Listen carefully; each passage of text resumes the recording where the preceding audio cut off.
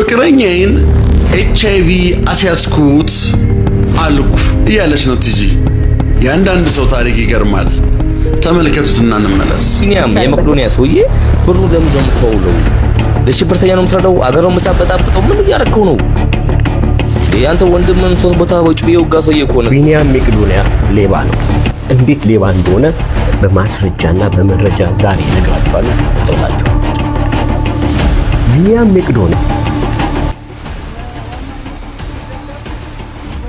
ለኔ ብቻ ሳይሆኑ አርቲስቶች በሌላም ዘርፍ ያሉ ዝና ውስጥ ያሉ ስማቸው ያለ አግባብ የሚጠፋ ያለ አግባብ ስማቸው የሚነሳ ባሏሉበት አንድ በጣም ያልወጣ አንድ ነገር ልንገርሽ።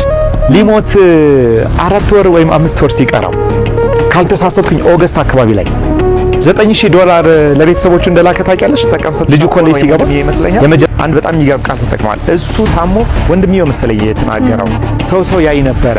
እዚህ በሰው ተከቦ የኖረ ሰው የሚያስታምመው አቶ አሜሪካ ላይ እዚህ ሰዓት እጅግ በጣም ደስ የሚል አንድ መረጃ ተሰምቷል። ዓለም አቀፍ የዲጂታል ሚዲያ ኮከብ የሆነው ሜይ 15 ከአዶናይ ጋር ወደ ኢትዮጵያ እንደሚሄዱ አዶናይ ተናግረዋል። ቪዲዮን ስሙት። ከሱ ጋር ያወራው ያለው ወደ ሜይ 15 አይደብርም ይላልው ለንደን ፈጣሪና ፈረም ሰንበት ችግር የለውም። በእኛ ማለኩ ባልና ሚስት አይደለም እንዴ? ችግር የለም። ሰንበት እኮ ምንም አያገባም። ችግር የለም። ችግር አለው የለውም ምንም ችግር። ሰንበት ችግር የመንግስት ምርጫ የዚህ ዓመት ይፋ ሆኗል። የምስራች ዛሬ ሰበር ዜና ይዤ መጣሁ። ወደ ቤተሰቦቼ እንደምናችሁ እኔ ያለው በጣም ደህና ነኝ። ክብሩ ይስፋ ለመድኃኒዓለም። ዛሬም እንግዲህ እንደተለመደው ለእናንተ ይጠቅማሉ ያስተምራሉ ያልኳቸውን ቪዲዮዎች ሰብሰብ አድርጌ ወደ እናንተ መጥቻለሁ። ቤተሰቦቼ እንግዲህ እንደተለመደው ሁላችሁም ይሄንን ቪዲዮ ላይክ በማድረግ ጀምሩ። ሰብስክራይብ ያላረጋችሁ ደግሞ ሰብስክራይብ በማድረግ የደውል ምልክት ይጫኑ። ላለው ቪዲዮቹን አይተን እንመለስ። እቺን ቻይናዊት ብሎገር ያስለቀሳት ነገር ምንድነው? ቻይናዊቷ ብሎገር ወደ ኩባ በቱሪስት መልክ ትሄድና በምሽት የኩባን ጎዳናዎች እየቀረጸች እያለ አንድ ሽማግሌ ሰውዬ ከአንዲት ደሳሳ ጎጆ መስኮት ስር ሆኖ ይጠራታል። በመጀመሪያ የመሰላት አብሯት ፎቶ ለመነሳት የፈለገ ወይንም ሴልፊ መነሳት የፈለገ መስሏት ነበር። ግን ታሪኩ ሌላ ነው። ጠራትና ታሪኩን ነገራት። እኔ በ1961 የቻይና የአየር ኃይል አባል ነበርኩ። ያውም በጀግንነት የተወጣው ሰው ነኝ። አሁን ላይ ግን ኩባ ውስጥ ለኔ የማይገባ ህይወት እየኖርኩ ነው። የቻይናም ዜግነት አለኝ። የተለያየ ሊሻኖችና የጀግንነት ሜዳሊያዎችንም ተሸልሜያለሁ በወቅቱ። አሁን ላይ ግን በጣም ደስ የማይል ህይወት ውስጥ ነው የምገኘው ብሎ ታሪኩን አጫወታት። እሷም ስቅስቅ ብላ አለቀሰች። ምክንያቱም ይሄ ሰውዬ የሚናገረው ትክክለኛ ነገር ነው። በሆነ ወቅት ላይ የሀገሯ ጀግና ሰው ነበር። አሁን ላይ ግን ለሱ የማይመጥን ህይወት እየኖረ ነው። ይህንን ቪዲዮ ከለቀቀች በኋላ ቻይና ውስጥ እጅግ በጣም መነጋገሪያ ሆነ። ቪዲዮውም በጣም ብዙ ሚሊዮን ሰዎች ተቀባበሉት። በስተመጨረሻም የቻይና የአየር ኃይል አባላት ልዩ ግሩፕ በማዘጋጀትና ወደ ኩባ በመላክ ይህንን ሰውዬ በክብርና በጀግና አቀባበል ተቀብለው ወደ ቻይና አመጡት። እናም የተለያየ አይነት የክብር ሽልማቶችንም ሰጡት። ህይወቱንም የሚቀይር ነገር ብዙ ነገር አደረጉለት። እና ሶሻል ሚዲያ በስነ ስርዓትና በቦታው ከተጠቀምን ሰዎችን ከትቢያ ያነሳል፣ ከችግር ያወጣል። ስላደመጣችሁኝ አመሰግናለሁ። ቻው። ቢኒያም መቅዶኒያ ሌባ ነው። እንዴት ሌባ እንደሆነ በማስረጃና በመረጃ ዛሬ እነግራችኋለሁ። ሰጥቶላችኋል። ቢኒያም መቅዶኒያ በጣም ብዙ ኢትዮጵያውያን እናትና አባቶች የታመሙ ሰዎችን ከጎዳና ላይ ከችግር ሰርቆ በስነ ስርዓት እንዲኖሩ ያደረገ ሌባ ነው። ቢኒያም መቅዶኒያ የራሱን ላይፍ ትቶ ማለት ነው። በጣም ወፍራም ነበር፣ ምንም አልጎደለውም። አሁን ኢቭን ማለት ነው ብታዩት በጣም ነው የምታዝኑት። ከራሱ ላይ ሰርቆ ለሰዎች ህይወቱን የሰጠ ሌባ ነው። አሳልፎ ከራሱ ላይ ሰርቆ ማለት ነው። ዘመኑ ሰንበዲን ሌባ ነው የምንልበት ጊዜ ስለሆነ እንደው በዚህ ቢገባችሁ፣ እንደው አይከናችሁም ባታስነኩ፣ እንደው የተከበረ ሰው ሁሉ ሲናድ ዝም ባትሉ፣ እንደው ይሄን ብትረዱ አይከን ያጣንቀን እንደዚህ ለልጆቻችን ምናሳየው በግልጽ ምሳሌ የሚሆኑ ሰዎችን ያጣን ቀን ያኔ ለሀገር መልካም አይደለም። ብንረጋጋ አሪፍ ነው። ብንረጋጋ ደስ ይለኛል። ብንረጋጋ የምንጠይቀውን በስነ ምግባር ቢሆን ጥያቄ ካለንም ጨዋ አትሊስት አይደለም አንድ ሰው ላበላ ሰው እንኳን የጨዋ ንግግር መናገር አለብን። ምን አይነት አስጠሊ ቀፋፊ ዘመን ውስጥ እንደገባን አይ ዶንት ኖ። በጣም ነው እኔ የምበሽቀው፣ በጣም ነው የበሸኩት። ቢኒያም የመቅዶኒያ ሰውዬ ብሩን ለምን ደሞ ተውለው? ለሽብርተኛ ነው የምትረዳው? አገር ነው የምታበጣብጠው? ምን እያረከው ነው እንዴ? አንተ ወንድምን 3 ቦታ በጩቤ የወጋ ሰውዬ ከሆነ ዛሬ መላክ የሚያጫውተ እዚህ ድረስ እስከንናገር ድረስ እኮ መጠበቅ የለብንም። ማንኛውንም ሰው ያልተመቻችሁን ሰው ልተቹ ወይም ደግሞ ይሄ ነገር ችግር አለበት ልሰድቡትም ትችላላችሁ። ነገር ግን ሰው ወጥቶ ቢኒያምን የሚያክል ሰው ከተቸ ችግር ያለበት ቢኒያም ሳይሆን ይሄ ሰው ነው። ለብዙ ሺህ እናትና አባቶች እንዲሁም ደግሞ ለአይምሮ ህሙማን ሁሉ አባት የሆነን ሰው በመንግስትም ደረጃ በሃይማኖት አባቶችም ደረጃ እንደ ኢትዮጵያን ሁሉ ተስማምተን የምናምነውንና የምናከብረውን የስንቶቹ መሸሸጊያና ጥላ የሆነውን ሰው በዚህ ደረጃ ወጥቶ ሲናገር ስታዩት በጣም ነው የሚያሳዝነው። በእርግጠኝነት ይሄ ሰው ምን ያህል ጊዜ ለመቄዶንያ ረድታል እንኳን ብትሉት ሊናገር አይችልም። ነገር ግን ዛሬ ላይ ወጥቶ በቃ አንተ መርዳት ሰለቸን፣ በየቦታው ገንዘብ ሰበስባለ ከስታውቀ እንዲሁም ደግሞ ብሎ ጭራሽ ከ50 ሴንት ጋር ያመሳሰለው እሱ እንኳን ፊልሙን ጨርሷል። አንተ መቼ ነው የሚያበቃል? አሁንም ደግሞ የገቢ ማሰባሰብ ያረክ በቃ ሰለቸን እኮ ይላል። የትኛውን ረድተ ነው አባቴ? እሺ ምን ፈልጎ? ጥቅም ፈልጎ እንኳን ቢሆን እኮ እንደ ሌሎቹ እንደምናያቸው ስንቱን መኪና ገዝቶ ስንት ቤት ገዝቶ ሰውነቱ ላይ ሁሉ ታይ ነበር። በዚህ ደረጃ ግን ወርዶ ከነሱ ጋር ሆኖ ያው ህመምተኛ እየሆነ ይሄንን ለመናገር የትኛው አይምሮ እንደፈቀደልህ የትኛው አንደበተ ራሱ እሺ እንዳለ አላውቅም። የኢትዮጵያ ህዝብ በስስት የሚያየውን ቢኒያምን እንደዚህ መናገሩ ምን ቢሉት ነው? ስማ አንተ ጥምብ፣ አሁን ተስሽ እዚህ ጋር ጥምብ እንደ አህያ የምትነዳ የተለያዩ ስድቦችን ማስገባት ለምን አስፈለገ? ቀጥታ ሐሳብን በሐሳብ መሞገት እኮ ይቻላል። ስድቡ አስፈላጊ አይመስለኝም። እኔ በጣም ገርሞኝ ኮንቴንትህን ሳይ አብዛኛዎቹ ቪዲዮዎች ላይ ስትጀምር በስድብ ነው የምትጀምረውና እነኚህ ነገር ስድቡ ለምን ያስፈልጋል ብዬ ልጠይቅ እፈልጋለሁ። ሌላው አንተም ሌዊም ያላችሁት ማንም መጠየቅ አለበት። እንዴት አይጠየቅም? አይጠየቅ አላልኩም አይደለም። የመቄዶንያው ቢኒያም ይቅርና ጠቅላይ ሚኒስትሩም እናንተ እንዳላችሁት መጠየቅ ይቻላል። ግን ለምንድን ነው ዲስሪስፔክት ማድረግ ያስፈለገው? ለምንድን ነው ከዚህ በፊት የተሰሩ ስራዎችን አቅልሎ ማየት ያስፈለገው?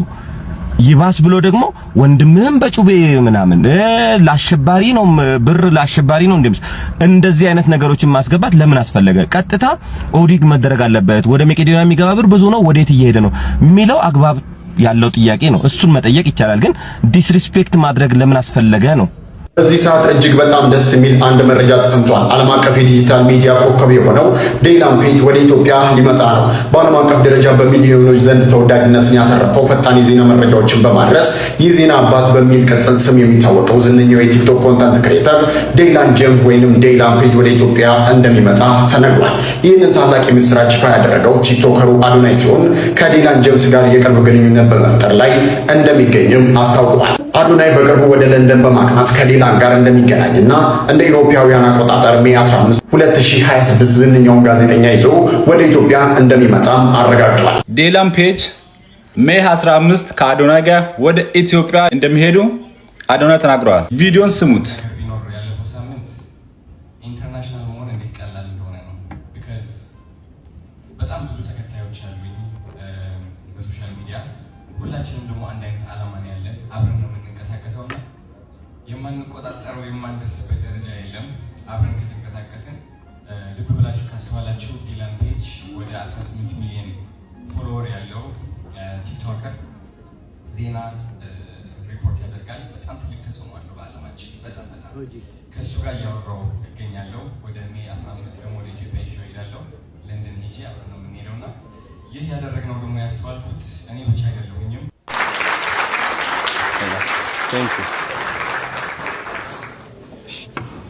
ፐርፌክት። ሰላም እንዴት ናችሁ የሀገሬ ልጆች? ደህና ናችሁ ወይ? ቴንክ ዩ ስለመጣችሁ አክብራችሁ። በጣም ነው የምታምሩት ሁላችሁም። እንግዲህ ትንሽ በእንግሊሽ መናገር እፈልጋለሁ ቢካዝ አሁን ኢንተርናሽናል መሆን ያለብን ሰዓት ነው።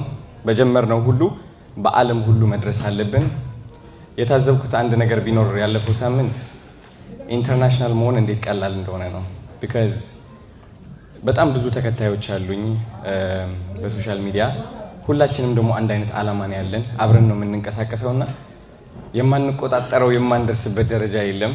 አብረን ከተንቀሳቀስን ልብ ብላችሁ ካስተዋላችሁ ዲላን ፔጅ ወደ 18 ሚሊዮን ፎሎወር ያለው ቲክቶከር ዜና ሪፖርት ያደርጋል። በጣም ትልቅ ተጽዕኖ አለው በዓለማችን። በጣም ከሱ ጋር እያወራው እገኛለሁ። ወደ ሜይ 15 ደግሞ ወደ ኢትዮጵያ ይዤ እሄዳለሁ።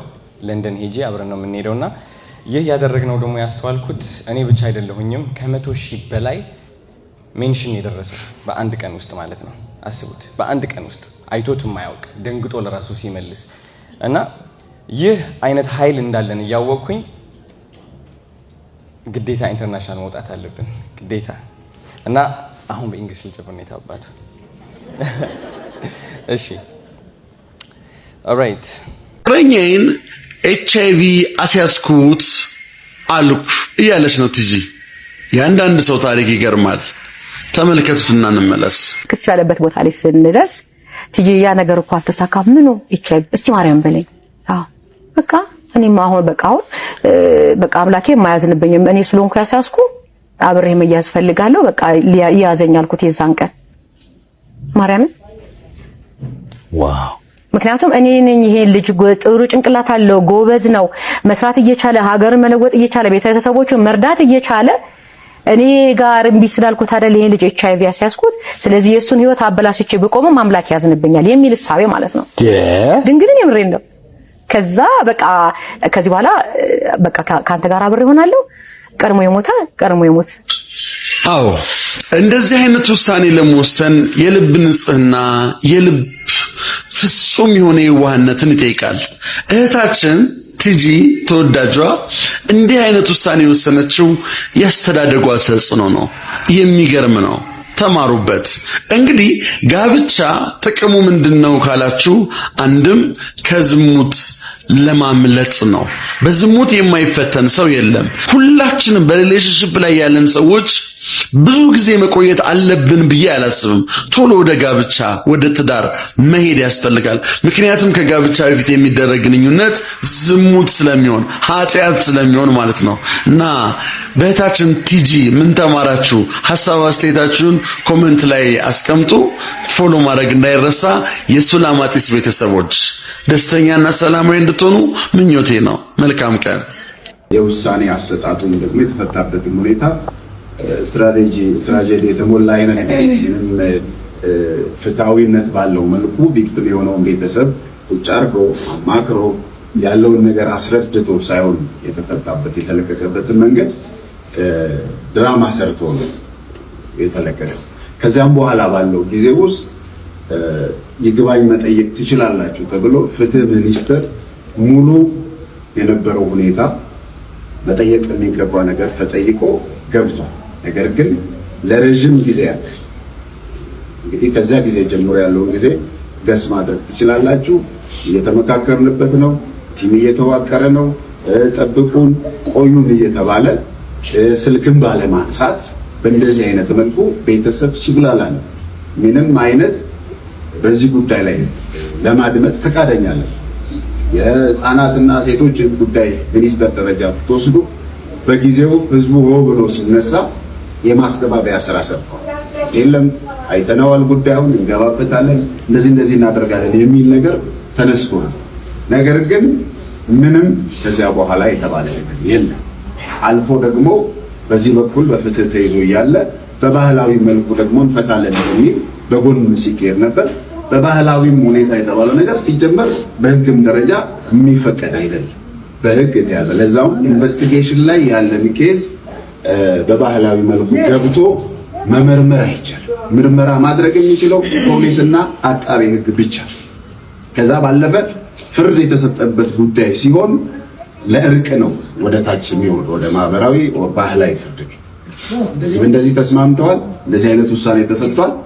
ነገሩ ግን ቀጣይነት እንዳይኖረው በቀል እንዳይቀጥል አስታርቋቸው ተብሎ ስፔሻሊ ጉማ የሚመለከተው ኦሮሞን ነው። እንደ ኦሮሞ ደግሞ ባህል ያንን ማድረግ የሚቻለው ፋይናል ነገር ላይ ደረሰ የተወሰነበት ነገር ግን እንደዚያም ሆኖ አቋን እናወጣለን እንፈልጋለን በሚል አይነት ድለላ በጎን በኩል ገቡ። ከዛም በኋላ የሄዱበት መንገድ የማስፈራራት የማዳፈን የስም ማጥፋት እንጂ ምንም ያመጡት መፍትሄ የለም። ቶታሊ ደግሞ ቪክቲም በሆነው ቤተሰብ ላይ ማዕቀብ ጭነናል በሚል የሚኖሩት ኦሮሚያ ውስጥ ነው። በኦሮሚያ ማህበረሰብ መካከል በኦሮሞ ማህበረሰብ መካከል በነፃነትም ወጥተው እንዳይገቡ ሌላ ጫናን ይጫኑባቸው። ባለፈው ጊዜ ሰምታችሁ ከሆነ ሶፍ ዑመር በሚባል ሚዲያ የታችን ብትኖር ጥሩ ነበር ደርሳ ቢሆን ኢንተርቪው ተደርጎላቸው አንዳንድ ክፍተቶች ታይተዋል። እኛ እንደውም አንዳንድ ነገሮች ክፍተት ስላሳዩ ይቀጥላል ብለን ጠብቀን ነበር። እኛ ወደ ፋሚሊ ደግሞ ኢንተርቪው ይመጣል። ያው ኢንዳይሬክት በሌላ ሰው ተጠይቀው ነበር። እኔ ደጋግሜ ደውያለሁ፣ አልተሳካልኝም። ቶታሊ እኛ የሄድንበት ነው የሚል መልስ እንደተሰጧቸው ነው የሰማሁት። እና ከዛ በኋላ ባለው ጊዜ በአባ ገዳም በኩል ምንም የተሄደበት ነገር የለም፣ ምንም ነገር። ስለዚህ እንደ አጠቃላይ መንግስት ያለበት ሀገር ነው፣ ህግ ይከበራል የሚባልበት ሀገር ላይ ነው ያለ ነው። በእንደዚህ አይነት ሀገር ውስጥ ደግሞ እንደ ዜጋ አንድ ሰው እንደ ዜጋ ብቻ ኬዙ ሊታይ ፍትህ ሊሰጠው ይገባል። የሞተችው እህታችን ነች።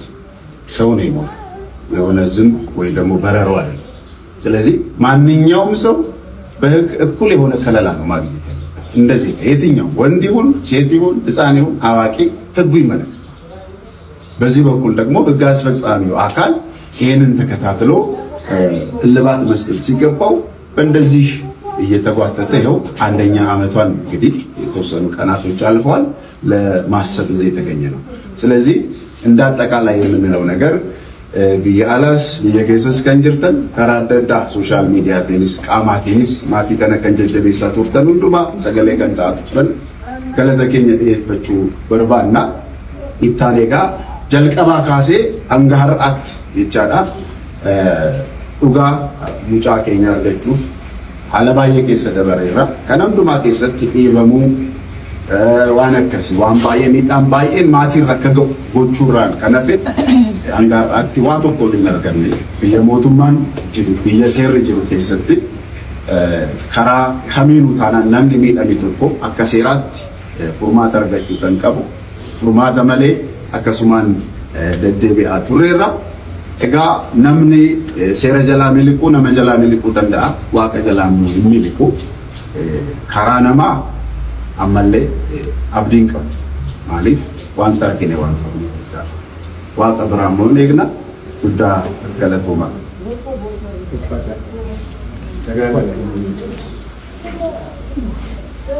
በጣም ያልወጣ አንድ ነገር ልንገርሽ። ሊሞት 4 ወር ወይም 5 ወር ሲቀረው ካልተሳሳትኩኝ ኦገስት አካባቢ ላይ $9000 ለቤተሰቦቹ እንደላከ ታውቂያለሽ? ልጁ ኮሌጅ ሲገባ የመጀመሪያ ልጁ 2000 ብሩን መላክን ታዩስ ቋሚ ነው። ይሄ 2000 2500 ምናምን እሱ ቋሚ ነው። ምርጥ አፍቃሪ፣ ምርጥ አባት። ነፂ እመኑኝ፣ በእውነት ከምሬ ነው፣ በማቀው ልክ ሴሰኛ አይደለም። በእውነት በአምላኬ ፊትም ነግርሽ የሴት የሚቀያየር ሴት እንትን የሚል አይነት ሰው አልነበረም። ሴሰኛ አልነበረም። አይደለም። ይሄው እኔ በነፍሴ መሰክርለታለሁ ማለት ነው። አልነበረም። አሁን እንደ ወዳጅ ሳቀው ነው የምልሽ። ልብ አድርጉ፣ እንደ ወዳጅ ሳቅ አልነበረም። ምርጥ አፍቃሪ፣ በጣም የሚገርም አፍቃሪ፣ የሚገርም የፍቅር ህይወት ያለው ሰው፣ ምርጥ አፍቃሪ። አንድ ቀን እግዚአብሔር ቢረዳኝ ብሰራው ደስ የሚለኝ የነፂ የፍቅር ህይወት ነው ባይዘው። ምርጥ አፍቃሪ የሆነ ሰው ለልጆቹስ የመጨረሻ ጥግ ድረስ ታማኝ አባት። ታምኛለሽ? ልጆቹን የሚያፈቅር የሚወድ አባት ነው። ለምን አልሰማነውም? ለልጅ እሱ ነው ማለት $9000 የመጨረሻ እንትን ላይ ሲልክ እኔ አስታውሳለሁ። ለዚህ ምስክር የሚሆኑ አብሮኝ ዙሪያ ተቀምጠው የነበሩ ሰዎች አሉ ማቃቸው። ሲልክ $9000 እንዴት እንደላከ እናውቃለን እኛ። ገባሽ? $9000 ልጆቹን የሚያፈቅር ሰው ነው እያልኩሽ ነው ያለሁት። አሁን ለሚስቱ እያልኩሽ አይደለም። ልጁ ወደ ኮሌጅ ሲገባ ነው የምልሽ። የመጀመሪያ ልጁ በጣም የሚወደው ልጅ አለው። በጣም ነው የሚወደው። የመጀመሪያ ልጁ ወንድ ልጅ ነው። ቀላል አይደለም። ወንድ ልጁ ወንድ ነው። ማለት የመጀመሪያ ልጅ ነው። ሴቶችን እንትን እያልኩኝ አይደለም፣ ልብ አድርጉልኝ። እያልኩ ያለሁት ግን ቅርብ ነበረ ለሱ። በጣም የሚያማክረው ይነግረኝ ነበረ። በጣም ነው የሚያወራኝ። በጣም ጊዜ ነው የለቅሶ ጊዜ እኮ ሲያወራ ሰምተሹ ከሆነ ልጁ በቃ በስታይል በቃ በጣም ምርጥ የሆነ አባት፣ ወዳጅ፣ ጓደኛ እያለ ሲያወራ ነበር አይደል? $9000 ልጁ ወደ ዩኒቨርሲቲ ሲገባ ልኮለታል። ምን አይነት አባት እንደሆነ አስብ። በየጊዜው ከኢትዮጵያ $2500 የሚያገኘውን ብር የሚልክ ሰው ነበረ። ይሄንን እኔ ሳይሆን ያው ህዝቡ የሚያውቅ፣ እኔ ብቻ ማውቀው አይደል፣ ህዝቡ የሚያውቀው እውነት ነው አይደለ? ምን አይነት አባት እንደነበር አስቢ። አሁን ይሄ በዚህ ልክ ይኖር የነበረው አባት ትዳሩ ግን ጤናማ ነበር ወይ ከተባለ ቤተሰቦቹ እንደሚያስረዱት፣ እንደሚዘረዝሩት፣ አብሮት የኖሩ ሰዎች እንደሚናገሩት፣ ገባሽ? ከሱ ጋር የነበሩ ሰራተኞች እንደሚናገሩት አልነበረም። ውጪ ያድር ነበር እኮ ተብለናል እኛ ፕሮግራም ስንሰራ። መኪና ውስጥ እኮ ያድር ነበረ ነፂ ተብለን እናውቃለን። በሚስቱ በኩል ያለው ነገር ያልኖረውን ወንድማችን ያልኖረው ማለት ለምሳሌ ያክል እነሱ እንደሚሉት ነፂ ሪሌሽንሺፕ ትዳሩ ከቆመ ወደ 3-4 ዓመት ሆኖታል። ሲመጣ እዛ ታሞ ነው የመጣው። ታሞ ሲመጣ እሷ ልታስታምመው አልቻለችም ስላልፈለገች። ኢቭን ቃሏ እህትዮ ስትጠቀም ሰጥቻት ከሆነ ወይም ወንድምዬ ይመስለኛል አንድ በጣም የሚገርም ቃል ተጠቅመዋል። እሱ ታሞ ወንድምዬ መሰለኝ የተናገረው ሰው ያይ ነበረ። እዚህ በሰው ተከቦ የኖረ ሰው የሚያስታምመው አቶ አሜሪካ ላይ። ስለዚህ ከዛ የተነሳ ወደዛ አልሄድም አለ። ኦኬ አልሄድም አለ የሚል ነገር ተነስቶ ነበረ። ስለዚህ ለሷ የተሰጠው የተጋነነ ክብር አይሽ አይደለ? ያልተኖረ ህይወት የሌለበት። ለምሳሌ ያክል የነሱ ሐሳብ እኛ ቆርጠም ያወጣነው ማአት ነገር አለ። ግን ጠቅለል አድርገን ስናወጣው ግን ወንድማችን ተቃጥሎ ነው የሞተው፣ ታሞ ነው የሞተው፣ ዋጋ ከፍሎ ነው የሞተው። እሱ ከሞተ በኋላ በሱ ስም የሚነገደው ነገር ይቁም ነው። ለምሳሌ ያክል በገንዘብ ብቻ አይደለም ባይዘው የሚነገደው፣ እውቅና እኮ ይነገዳል። እውቅና በደንብ ይነገዳል። በደንብ ነው እውቅና የሚነገደው። ክብር ይነገዳል። ክብር ይነገዳል። ስለዚህ ወንድማችን ላልኖረው ኑሮ ነው የሚሉት እነሱ፣ ላልከፈለው ህይወት፣ ላልኖረው ኑሮ የሚከፍለው ዋጋ አለ። እዚህ እሱን ስናይ እኛ ጤናማ ስሜት የተሰማን አይደለም። ምክንያቱም እውነቱን ስለምናውቀው። አየሽ አሁን የነሱ እውነት ወንድሜ እኮ አንድ ነገር ብሏል። አሁን ይሄንን ተናግሬያለሁ፣ ከአሁን በኋላ እኔ በሰላም እተኛለሁ ብሏል። ሚዲያ ፕሮግራሙ ላይ ሳምተችሁ ከሆነ እኔ ይሄንን ተናገርኩ አይደለ? ይሄን ህዝብ አወቀው። በቃ በሰላም ነው የምተኛው አለ። በቃ ዋናው ህዝብ ይወቅልኝ። የውሸት ነበረ ነው። እዚህ ጋር በደንብ እንድንመለከተው የምፈልገው ነገር ቤተሰቦቹ እውነት አለን ብለው ሲመጡ በነፂ መሞት ምክንያት የተጎዱት ጉዳት አለ። አሁን ስለ ሌሎቹ ለማውራት ሌሎቹ መምጣት አለባቸው። እናትየው የልጆቹ እናት መታ የኔ እውነት ይሄ ነው ብላ እውነቱን ታውጣውና እንመዝነው። ሪያሊቲው ጋር ግን ስትመጪ እኔ ኢንቨስቲጌት እንዳደረኩት በነፂ መሞት ምክንያት የተጎዳ በጣም ብዙ ሰው ነው ያለ። ማለት በጣም ኢኖሰንት የሆኑ ሰዎች ተጎድቷል። ኢኖሰንት የሆኑ ሰዎች፣ በዚህ ጉዳይ ላይ ምንም የማያውቁ ሰዎች ተጎድቷል። ለምሳሌ ያክል የቅርብ ወዳጆቹ፣ በጣም የቅርብ ወዳጆቹ፣ ወደ ሚዲያ ያልወጡ፣ ሚዲያ ላይ የማናቃቸው በጣም የቅርብ ወዳጆቹ በተተረከው ትርክት ተጎድቷል። ለልጆቹስ የመጨረሻ ጥግ ድረስ ታማኝ አባት፣ ታምኛለሽ? ልጆቹን የሚያፈቅር የሚወድ አባት ነው። ለምን አልሰማነውም? ለልጅ እሱ ነው የምልሽ $9000 የመጨረሻ እንትን ላይ ሲልክ እኔ አስታውሳለሁ። ለዚህ ምስክር የሚሆኑ አብሮኝ ዙሪያ ተቀምጠው የነበሩ ሰዎች አሉ ማቃቸው። $9000 ልጁ ወደ ዩኒቨርሲቲ ሲገባ ልኮለታል። ምን አይነት አባት እንደሆነ አስብ። በየጊዜው ከኢትዮጵያ $2500 የሚያገኘውን ብር የሚልክ ሰው ነበረ። ይሄንን እኔ ሳይሆን ያው ህዝቡ የሚያውቅ፣ እኔ ብቻ ማውቀው አይደል፣ ህዝቡ የሚያውቀው እውነት ነው አይደለ? ምን አይነት አባት እንደነበር አስቢ። አሁን ይሄ በዚህ ልክ ይኖር የነበረው አባት ትዳሩ ግን ጤናማ ነበር ወይ ከተባለ ቤተሰቦቹ እንደሚያስረዱት፣ እንደሚዘረዝሩት፣ አብሮት የኖሩ ሰዎች እንደሚናገሩት፣ ገባሽ? ከሱ ጋር የነበሩ ሰራተኞች እንደሚናገሩት አልነበረም። ውጪ ያድር ነበር እኮ ተብለናል እኛ ፕሮግራም ስንሰራ። መኪና ውስጥ እኮ ያድር ነበረ ነፂ ተብለን እናውቃለን።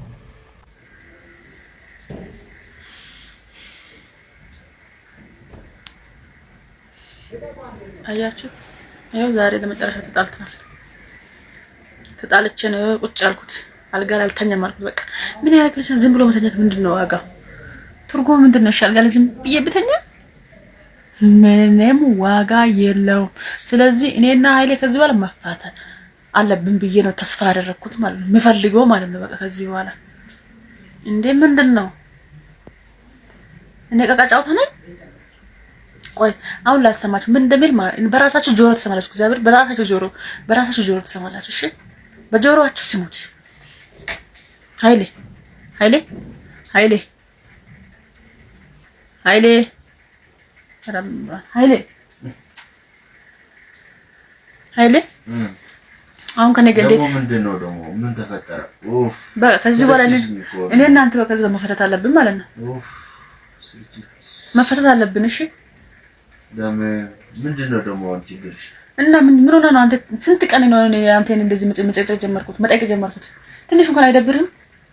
ነገኮ ሰንበት ነው ፈጣሪን አፈረም። ሰንበት ችግር የለውም። በእኛ ማለት እኮ ባልና ሚስት አይደለም እንዴ? ችግር የለም። ሰንበት እኮ ምንም አያገባም። ችግር የለም። ችግር አለው የለውም? ምንም ችግር ሰንበት ችግር አለ? ችግር አለ? እሺ ሰንበት የኔን ሀቅ ቆይ አንድ ነገር ጠይቃችሁ ህዝቡ ሀገር ኢትዮጵያ ህዝብ ማለት ነው አንድ ነገር ጠይቃችሁ የኔን ሀቅ ሳይወጣ ሰንበት ቢያከብር ምን ዋጋ አለው? እኔ ስንት ነገር እየጨቃጨኩት አይደል እንዴ? በቃ ለእናንተ ማለት ነው ከዚህ በኋላ ይሆን ነገር አይደለም ማድረግ አለብን። ሰኞ እናደርጋለን። በቃ ስራ ካልደከብን ምን ማለት ስራ አትሄዳ ከፈለክ እንደምን አገባኝ። አረጋታ ስራ እያለ እንዳለ ስራ ዋልኩኝ እያለ እንዳለ በቃ ማታ ወፍ የለም ወፍ ሌላ ጓደኛ ልጅ በቃ ልጅሽ ነው ያጀነጂ ይጂ በቃ እራስ ተነስና ውልቅ ብላ ወጣሽ። እኔና አንተ መፋታት የምንችለው 80ችን ስንቀድ ብቻ 80ችን ቀደን ነው የምንለያየው። ፌስታልሽን ይዘሽ እኔ በፌስታል ነው ያመጣኝ የመጣሽበት ነገር አረባክ አላቀው በቃ ቻው። አንተ ራስ ውልቅ ማለት ትችላለህ። የሚያውልቅ ውልቅ ነገር ነው እንዴ? ካልሱ 6 ሰዓት ተነስቼ ነው ቁጭ አልኩት። እሺ ቁጭ ይኸው ካልሱ ትንሽ ሰለቱ ትንሽ ይኸው ውጭ ነገ በቃ በእናትህ አይንሽን እንዳልሽ ተነስኪ ደረስ ምን ታመጣለህ? እስኪ ይሄው ተሰራውለት። በነገራችን ላይ ኤአይ ሰዎችን ወደ ውጭ ሀገር መላክ እንደጀመረ ሰማችሁ? ያውላችሁ የበለጠ ደግሞ ስለ ጉዞ ትክክለኛ ህጋዊ መረጃ ከፈለጋችሁ ከዊሊ ኢትዮጵያ ቱር ኤንድ ትራቭል ራሱ ዊሊ በአካል ይመጣል። የሚገርም ቀን እናሳልፋለን። እሸቱ መለሰ የሚባል ደግሞ ሰውዬ የውጭ ሀገር ፕሮሰስ ብር ጥሞታል። ሰውን መብላት፣ ሰውን መዝረፍ ማለት ነው። ማስበላት እያልኩ ነበር። ራስህን ትዘርፋለህ ማለት ነው። ዊሊ ነው ዊሊ ከሚለው ሰውዬ ጋር አሁንም ደግሞ ተመልሰ መጣ። ኤአይ ብለህ በኤአይ ምናምን ተሽሎኩልከህ መልሰህ እዛችሁ የውጭ ሀገር ፕሮሰስ ላይ መጣ። ለምን ብሩ ጥሟላ። በ100 ሚሊዮኖች ነው የሚገኘው፣ በ50 ሚሊዮኖች ነው የሚገኘው እጅ ላይ የሚገባው ለኪስህ የሚገባው ማለት ነው። ጥሟል ብሩ። አሁንም መጣ መልሰህ ዊሊ ትለናለህ። ከዛ ሰው እዚህ ሀገር ወደ ውጭ የሚሄድ ፍላጎቱን በደንብ ስላጠናው በዛ ብሩን ትረካከበዋለህ፣ ትበለዋለህ። ምን አይነቱ ሰው ነው? ማንም ሰው ማለት ነው ዊሊ የሚባለው ሰውዬ ጋር እንዳትሄድ። ሄዳችሁ ብራችሁን ነው የምትበሉት። እጥብ ነው የሚያደርጓችሁ ከሸቱ ጋር ነው። አሁንም ስልክ አስተዋውቋል። እንግዲህ ክፍለ ሀገር እዚህ እንኳን ያለው ማነው ክፍለ ሀገር ያለው ሌላ ስልክ ላይ ይደውላል። ከዛ ራሳችሁ ናችሁ እኮ ሌላ ሰው ቀጥራችሁ ከዛ ብሩን ትረካከቡታላችሁ። መልሰ ደግሞ እኔ አላስበላሁትም ትለናለህ። መተህ የባለፈው አይበቃ የሚያስበላው ብር አሁንም ደግሞ ከዚህ ዊሊ ከሚባል ሰውዬ ጋር የምትመጣበት ያከበረ ሰው ራሱ ምን ይልሃል? አንተ ሰውዬ ምን ይልሃል?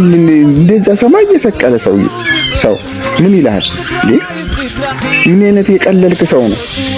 በቃ እንዳስበላቸው በቃ ለራስ ሌላ ስራ ሞክር። በቃ እንዴ ዩቲዩብን አርፋ ሸቀልም እንዴ? ለኔ ብቻ ሳይሆኑ አርቲስቶች በሌላም ዘርፍ ያሉ ዝና ውስጥ ያሉ ስማቸው ያለ አግባብ የሚጠፋ ያለ አግባብ ስማቸው የሚነሳ ባልዋሉበት የሚያስውሉ ሰዎች እኔ ትልቅ ትምህርት ማስቀመጥ ፈልጋለሁና ኦሬዲ ክስ መስርቻለሁ። ጉዳዩ ህግ ይዞታል። በጭራሽ አሁን ከኮንሰርቲም ከምንም በላይ የሚበልጥብኝ ይሄ ጉዳይ ነው። ህግ ደግሞ መከበር አለበት። ከህግ ሁላችንም ከህግ በታች ነን። እኔ እንዲህ ነው አልልህም፣ ቃል እገባላችሁ፣ ግን እውነታውን ይዤ ከፍርዱ ጋር እዚህ ወንበር ላይ እንደምናገር ቃል እገባላችኋለሁ።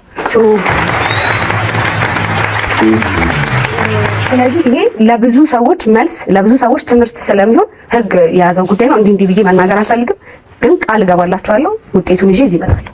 የብዙዎች ጥያቄ ስለነበረ አሁን የደረሰን ሰበር ዜና አለ። ሐይቅ እስጢፋኖስ መንፈሳዊ ኮሌጅ ገዳሙ 108 ሚሊዮን ብር ተሰበሰበለት የተባለው ባሮክ ሰበሰብን ብለው በሚዲያ አውርተው የራሳቸውን ኮሚሽን ይዘውበት የሄዱት ገዳም እንደገና ድጋሚ ገብሩ ስላልደረሰኝ ብሎ ገቢ ማሰባሰቢያ ሊያዘጋጅ ነው፣ ወይ አዲስ አበባ ወይ እዛው ሊያዘጋጁ ነውና ባሮክ 108 ሚሊዮን ብሩ የት ነው ያለው? ቃል ገብታችሁ ምድር አርቲስት ተሰብስባችሁ ከቤተክርስቲያኗ ላይ የራሳችሁን ኮሚሽን ይዛችሁ ከሄዳችሁ በኋላ ብሩ አልገባም እየተባለ ነው። እንደገና ወተን ኮሌጁን ለማሰራት ህዝቡ ላይ ገቢ ልናሰባስብ ነው። እዛ በየቦታው ቁጭ አርጋቸው ቃል የሚገቡ አሉ አይደል? የአንተ ጓደኞች አውቃ 10 ሚሊዮን 20 ሚሊዮን የሚሉ ሰዎች አላስገቡም እያሉ ነውና ባሮክ ይሄንን ነገር እንዴት ታየዋለህ? ባሮክ ይሰማል? ምድረ ሌባ ቢሆን ኢትዮጵያ ውስጥ ይሄ ሁሉ የሚያማምሩ ቤተክርስቲያኖች የሰራ ነው። አርቲስት ሰብስበን አይደለም፣ የኮሚሽን ስራ ሰርተን አይደለም። በፊት ቤተክርስቲያኗ ባያዘችው ስርዓት ነው ሰው ለቤተክርስቲያን የመስጠት ምንም ርህራሄ የለውም። ይሄ ቤተክርስቲያን ህዝቡ ነው የሰራው። ይሄ ሁሉ ገዳማት በህዝብ ገንዘብ ነው የተሰሩትና እናንተ ሌቦች ገብታችሁ እያበላሻችሁብን ነውና አሁን ይሄው ሐይቅ እስጢፋኖስ መንፈሳዊ ኮሌጅ 103 ሚሊዮን ብር ተሰበሰበ፣ 108 ሚሊዮን ብር ተሰበሰበ ብለህ አውርተህ የራስህን ኮሚሽን ይዘህ ከሄድክ በኋላ ገዳሙ ምንም ነገር አላገኘም። እንደው ምን እያሉ እንደው ታውቃለህ? አፈርን። አሁንም ህዝቡ ወጥተን ገንዘብ ስጡን ካልን 108 ሚሊዮን ብር ውስጥ የታረጋችሁ እንባላለን። ገንዘቡ ግን አልገባም። አርቲስቶችና እነ ባሮክ ነው የበላችሁት። ምድረ ሌባ እና ሰላም ናችሁ ወይ? እንዴት ናችሁ? አማን ናችሁ ወይ? ያሉ ነው በየጫት ቤቱ በየምናምን ቁጭ ብሎ ዝም ብሎ እየደወሉ ቃል የሚገቡትን ሰዎች ሃይበላቸው ወይም ብሩን አስገቡ በላቸው ከቻልክ። ምድረ ሌባ በዚህ ነው እንግዲህ ለዋናው መስመር ሲዘጋበት ወደ ቤት ነው እንዳለ እየገባ ያለውና እንግዲህ መፍትሄ ወደ መንግስት ወክሎት ወደ ተቀመጠው አካል እንላለን። እኛም ኢትዮጵያዊ ነን፣ ዜጋ ነን እና አስቸኳይ ምላሽ ይሰጠን። ልጆች አሉ፣ ቤተሰብ አለ። ትልልቅ ሰው በሌለበት ሰዓት ህፃናት እንዴት ሊሆኑ እንደሚችሉ እናንተም ፍረዱ። ፍርድ ለእናንተ ነው። አባላ አመራር ሆነ ለከተማ አመራር ይሆናችሁ እንጂ በእንዲህ አይነት ሁኔታ ነው እየኖርን ያለነው። እያያችሁ ነው። ከአንዴም 10 ጊዜ አመልክተናል። ምንም መልስ የለም። እናንተ ጋር መልስ ልናገኝ አልቻልንም።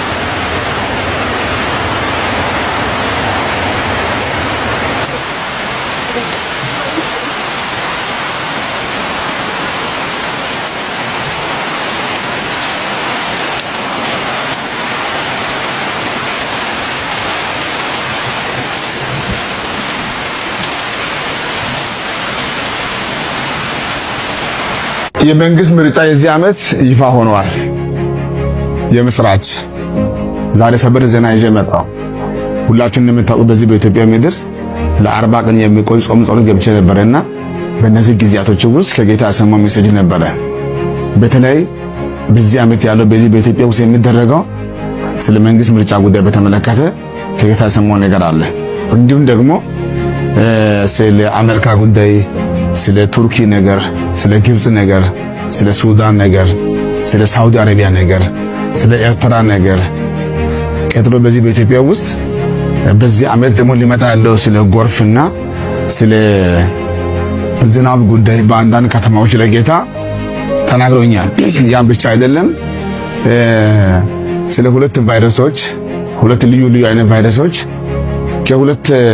ከኢትዮጵያ ውጭ ከሆነ ሀገራት ኢትዮጵያ ሊገባ ያለው የቫይረስ ሁኔታና የውጊያ ሁኔታ፣ የራብ ሁኔታ ቀጣይ ባለው ጊዜ ውስጥ በኢትዮጵያ ውስጥ ያለው ስለ እርሻ ጉዳይ በተመለከተ እንዲሁም ደግሞ ከዚህ በኋላ ባለው ጊዜ ስለ ማዕድናት እንዲሁም ደግሞ ስለ ነዳጅ ጉዳይ በተመለከተ ያለው ጉዳዮችን ከጌታ ሰምቻለሁ። አንዳንዱ ሰሞኑን የሚፈጸም ይሆናል፣ አንዳንዱ ከሁለት ዓመት በኋላ የሚፈጸም ይሆናል። ዝርዝር ሐሳብ ይዤ እመለሳለሁ። እወዳቸዋለሁ። ይሄንም ለጠቅላይ ሚኒስትሩ እንድነግርለት ነው። ይሄ የተባበሩት መንግስታት አንድነት ድርጅት የሚባል ሃይማኖት ነው። የዓለም መንግስታትን የሚመራ ዋይናገሩት ዋያወሩት ዋይሰሩት ሃይማኖት አይደለ ወይ ምን አይደለ። እነዚህ ሐሰተኞች ግን በጣም ተደራጅተዋል። መልእክታቸው ደግሞ ለመንግስታት ነው። ቤተሰቦች እንግዲህ የዛሬው ቪዲዮ ይሄን ይመስል ነበር። እንደወደዳችሁ ተስፋ አደርጋለሁ። ለማንኛውም ላይክ ሳታደርጉ የጀመራችሁ ቤተሰብ ላይክ በማድረግ እንግዲህ አበረታቱኝ። በዛውም ደግሞ ይሄንን ፋሚሊ ጨዋ ፋሚሊ ያልተቀላቀላችሁ ሰዎች እንግዲህ ሰብስክራይብ በማድረግ ቤተሰብ ይሁኑ።